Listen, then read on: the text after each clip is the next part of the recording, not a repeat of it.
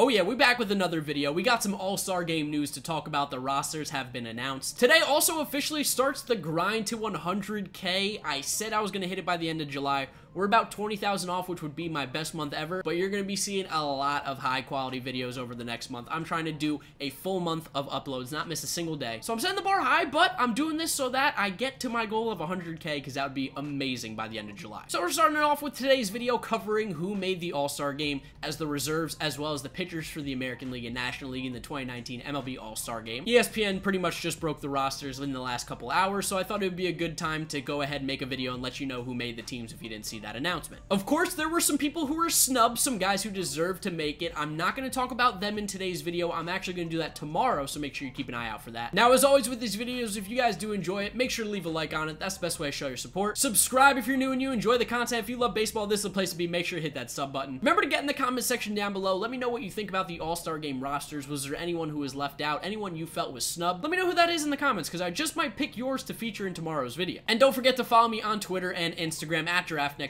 Links in the description down below to both of those. I'm always talking baseball. So let's get going into the lineups. I'm going to start off with the American League here. I'm going to go over the starters real quick, not to say too much about them because I already made a video about it, but just kind of to refresh your memory. At catcher, we've got Gary Sanchez for the New York Yankees. First base, Carlos Santana for the Indians. At second base, we've got the MVP by some people's standards, DJ LeMahieu. Even though that's not the case because, you know, Mike Trout exists. Third base, we got Alex Bregman of the Houston Astros. At shortstop, Jorge Polanco of the Twins. In the outfield, as I previously mentioned, Mike Trout. We've also got George Springer and Michael Brantley, two Astros out there. And then at DH, we've got Hunter Pence, who surprised everyone and is an All-Star starter in 2019. So those are the starters. No big issues there. Pretty much everyone that's in there definitely deserves to be an All-Star. And then we get to the reserves, and there's a couple choices in here that I think are a little questionable. So first for the catchers, we got James McCann of the White Sox. He's having a career season. Definitely the best year of his entire career thus far. It's the first ever All-Star team he's making. I think he definitely deserves to be the backup to Gary Sanchez in the All-Star game. So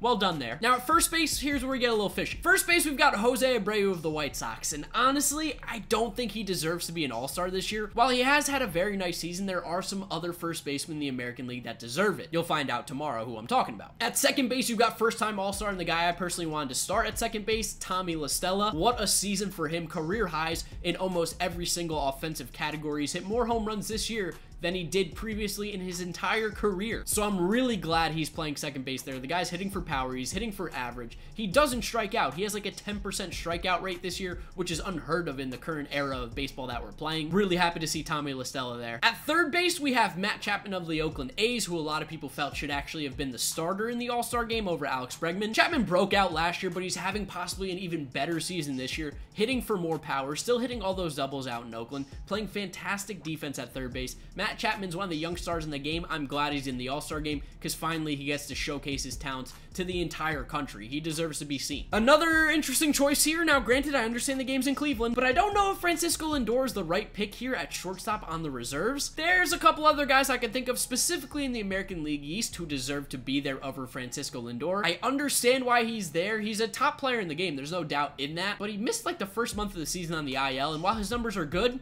I think there's some players that are better than him, and he clearly is on here because of the whole Cleveland thing. I don't think he's an All-Star this year, but he's there. In the outfield, we have another pick where I go, I don't really think so, and that's Mookie Betts of the Red Sox. Now, he's not having a bad year, but he does have some career lows percentage-wise in his numbers halfway through the season right now, and he's just not playing at that All-Star level. Again, a nice season, definitely not playing poorly, but I just don't think he's an All-Star, and I think even Red Sox fans would agree with me here that Mookie Betts has not been an All-Star caliber player for them in 2019. Now, Joey Gallo gets on here, first-time All-Star as well. I thought he should have been starting in the outfield over Michael Brantley. He's having a fantastic season. He's starting to hit for average. He's still hitting for insane power. I think he has a slugging percentage in the 600s. Joey Gallo is smashing baseballs all over the field. He's having a dominant season at the plate for the Rangers. One of the reasons why they've been so successful. Definitely deserves to be there. You've got Austin Meadows for the Rays. Oh, Pirate fans, it just gets worse because if Tyler Glasnow was healthy, he'd also be an All-Star, and those were two guys you trade for Chris Archer, who has been terrible since you got him. We've also got Whit Merrifield, the lone representative for the Kansas City Royals, first-time All-Star, should have made it last year. He hits the ball all around the field, as you guys know. South Carolina Gamecock. He's a Gamecock. I'm a big fan. I interviewed him. Super nice guy, so I'm glad to see him on there. And then there was two DHs announced. We've got JD Martinez of the Red Sox. Definitely the best DH in all of baseball. Now, Hunter Pence deserved to start, but JD Martinez,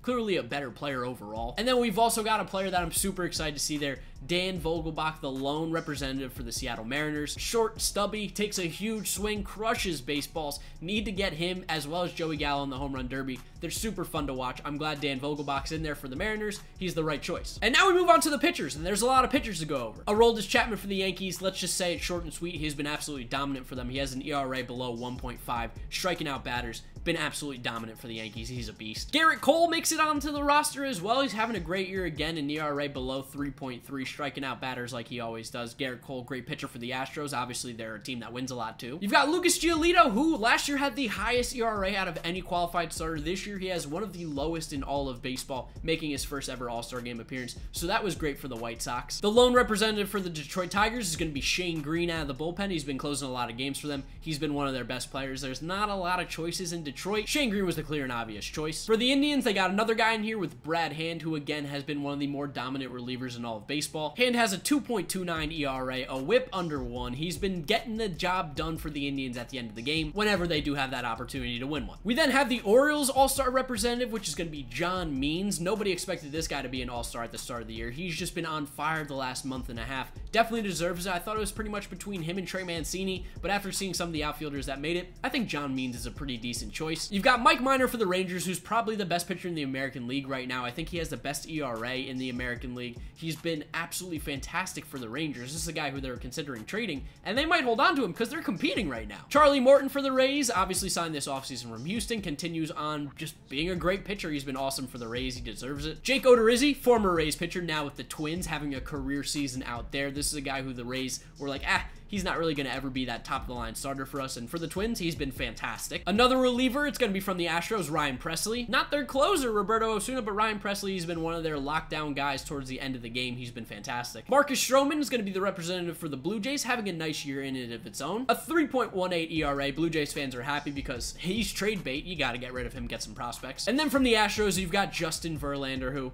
you guys know what I'm going to say. He's like a fine wine. As he ages, he seems to only be getting better. So that covers the American League. Now it's time to move on to the National League. And as you can tell, I'm wearing a jersey. It's Pete Alonso, so you know he's on the roster. But we'll go over the starters real quick. Wilson Contreras at catcher for the Cubs. Freddie Freeman at first base. Ketel Marte at second. Third base is Nolan Arenado. Shortstop, Javi Baez. And then in the outfield, we got Christian Yelich, Cody Bellinger, Ronald Acuna. Now on to the reserves. There was 2 catchers added to the National League roster. We got Yasmani Grandal of the Milwaukee Brewers. It was pretty much between him and Wilson Contreras as to who should start at catcher. Wilson Contreras was the right choice. Yasmani Grandal's cooled off a little bit, but he definitely deserves to be the second catcher on that team. And then the third one's JT Realmuto, who, while I think is a good player, I don't think he deserves to be on the All-Star team here. A bit of a weird pick in my mind. His numbers are comparable to a lot of other catchers in the league right now who aren't All-Stars, like Wilson Ramos. And I don't think Wilson Ramos is an All-Star, but I also don't think JT Realmuto is an All-Star this year, so interesting choice. At first base, like we said, I got my boy, Polar Bear Pete, Big Meat Pete, Pete Alonso. Definitely deserves to be there. 28 home runs before the All-Star break, and there's still a few more games left, so he could get to 30. And we also got Josh Bell, who went off for the Pirates, has been a star in that kind of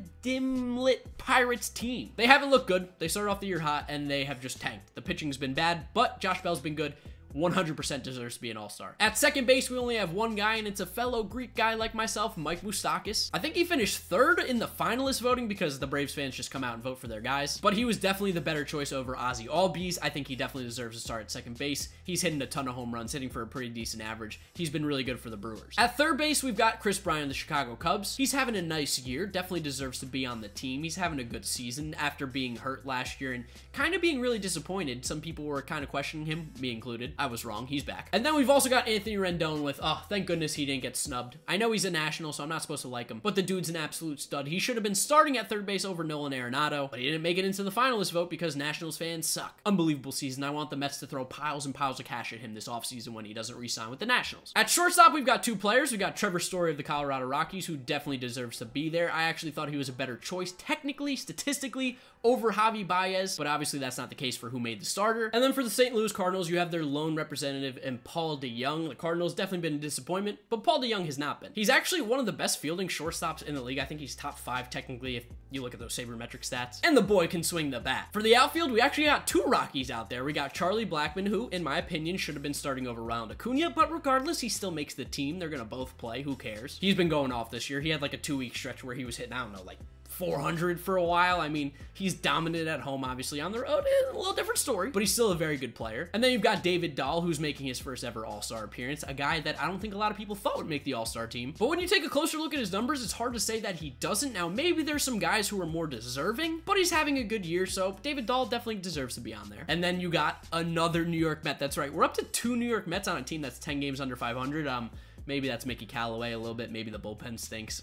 You figure it out. But Jeff McNeil made the All-Star team. I'm very excited about him. You guys know I'm a big Met fan, and I'm happy to see 2 of my favorite players, Alonso and McNeil. Specifically, McNeil even more. 340 batting average, 400 on base, 500 slugging. One of the more underrated players in the game. They said, play second base, he plays second base. They said, play third, play third. Play left, play right, play wherever you want, and he plays it well. And then we move on to the pitchers, and there's some interesting choices here. We're going to start it off with the Miami Marlins, and their only representative here being Sandy Alcantara. A bit of a confusing pick because he's not even the best pitcher on the Marlins. Technically, that's Caleb Smith. Now, I understand that Caleb Smith's hurt, but if he deserved it, he should have been announced. So, interesting choice here.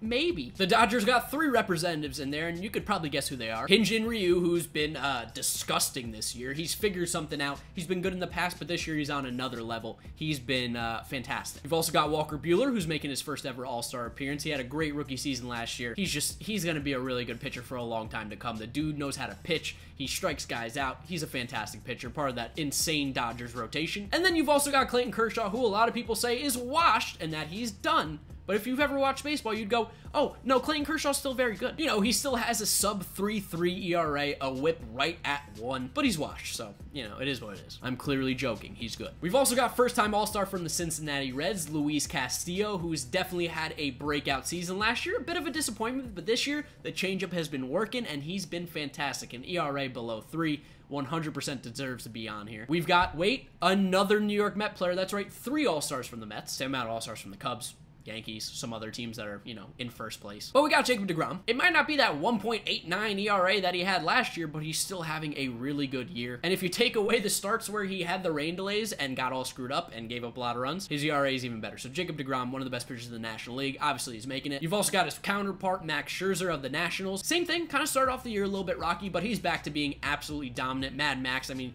he pitched one of his best games of the year after hitting himself in the face with a foul ball, bunting. Max Scherzer's disgusting. He just strikes everybody out. Deserves it. You've got Zach Greinke of the Diamondbacks, who have been a surprising team without a doubt, and he's been one of the reasons why. He's been pitching fantastic. For the Brewers, we got Josh Hader out of the pen, the lefty, although I think it might appear right-handed to you, but this is my left hand. One of the most disgusting relievers in the game. When he comes into the game, I'm pretty much like, yep, it's over. Who's gonna hit him? I don't know how any lefties even touch the ball off of him. Slider, fastball, he's unbelievable out of the pen. For the Giants, their lone representative is going to be Will Smith, one of the best left-handed relievers in the entire game that nobody's talking about. He's going to get a lot of talk at the trade deadline. If the Mets were competitive, I wanted him, but the Mets aren't, so we're not getting him. But a lot of teams are going to be calling the Giants for his name. He has an ERA in the low 2s at 2.16, a whip at 0.81. I mean, he's having a fantastic year. Down to our final 2 pitchers now, we got Mike Soroka, the 21-year-old from the Atlanta Braves. Came up last year for a little bit, had some good performances, but this year he has been the best Braves pitcher that they got. Soroka's pitching at Cy Young caliber level, and this dude just pitches to contact. He's not striking out a ton of batters. He's got a great sinker. He's got a great command of the strike zone, a bunch of great secondary pitches. He's going to be a problem for National League teams for quite some time, and he's on his first ever All-Star team at 21. And then the last pitcher on this All-Star team is going to be Kirby Yates of the San Diego Padres, repping Hawaii. That's right, Kirby Yates is from Hawaii. Go check out my video talking about the best player from every state. Kirby Yates has arguably been the best closer in all of baseball this year. In 34 games, he has a 1.31 ERA. He has 27 saves, a .874 whip. He's striking out batters at 14.7 Ks per 9. Wow. He gives up almost no hits. He doesn't walk a lot of guys. No home runs. Kirby Yates has been fantastic at ending games for the Padres. And those are the rosters for both the American League and National League. I'd love to know what you guys think about the teams down in the comment section below. Was there anyone that's on there that shouldn't have been, or someone that you felt was snubbed and left off? Let me know in the comments below. Remember, leave a like on this video if you did enjoy it. That's the best way to support the channel. Subscribe if you're new and you enjoy the content. If you love baseball, this is the place to be. Make sure to hit that sub button. Remember to follow me on Twitter and Instagram at GiraffeNeckMarc. Links in the description. And that's going to wrap up today's video as we are on the road to 100K. Thank you guys so much for the amazing support and watching today's video. YouTube recommends you watch this one right here, as well as this is my most recent upload. So click through those, support the channel. Thank you guys for watching, and I'll see you all tomorrow for the snubs. Bye.